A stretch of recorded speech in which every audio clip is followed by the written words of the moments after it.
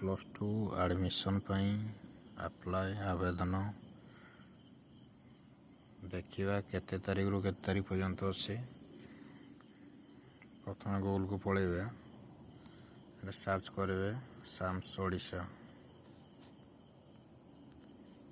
Odisha search मारे देखिए Sam's Odisha official site अच्छी। ऑफिशियल साइट को गले देखिए अच्छे हायर सेकेंडरी स्कूल +2 तापर क्लिक करके देखिपे तलू स्क्रॉल करेंगे।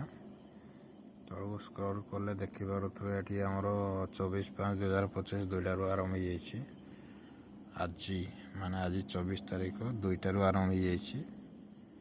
यार लास्ट डेट अच्छी केते ना 30/6/2025 11:45 पर्यंत